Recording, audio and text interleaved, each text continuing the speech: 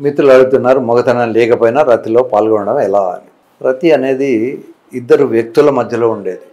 So ఈ రతులు, ఉపరతులు, రకరకాలైనటువంటి రతులు standard ఏమిటి అంటే భగవంతుడి సృష్టి ఒక ఆడపిల్ల ఇంకో మగ పిల్లవాడు చేయాల్సిందే.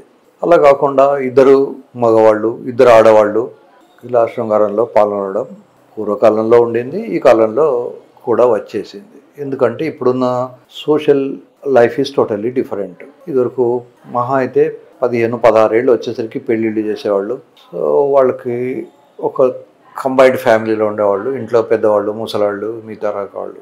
ఇప్పుడు ఆ ఎన్విరాన్మెంట్ లేదు. హస్బెండ్ అండ్ వైఫ్ ఇద్దరు జాబ్ చేస్తారు. వాళ్ళ పిల్లలు కూడా ఎక్కడో ఏదో రాష్ట్రంలో ఎక్కడో చదువుకుంటూ ఉంటారు. అక్కడ హాస్టల్లో ఉంటారు. హాస్టల్లో ఉన్నప్పుడు ఆ సీనియర్ ఎవడన్నా పర్వర్టెడ్ ఉంటే వాడు ఈ అబ్బాయిల్ని శృంగారంలోకి దించుతాడు. బాత్రూంలోనో అక్కడనో దొరికించుకొని శృంగారం చేయడం స్టార్ట్ చేస్తాడు. సో అలా మేల్ టు మేల్ శృంగారం స్టార్ట్ అవుతుంది. దీన్ని గే సెక్స్ అంటారు.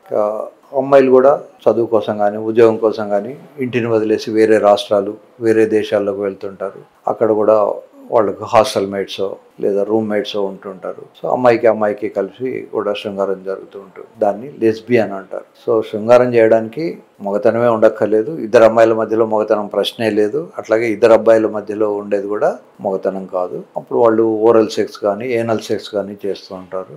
మగతనం లేని వాళ్ళు డిల్డోల్స్ అంటారు. ఈ డిల్డోల్స్ అనేవి ఒక రకమైనటువంటి బొమ్మలాగా ఉంటాయి. మగవాళ్ళ అంగాలు, ఫిమేల్. సో ఇద్దరు అమ్మాయిలు చేసినప్పుడు అమ్మాయి ఒక బెల్ట్ సహాయంతో పెనిస్ లాంటి ఒక స్ట్రక్చర్ పెట్టేసుకొని ఇంకో అమ్మాయితో చేస్తారు. అక్కడ మగతనం అవసరం లేదు.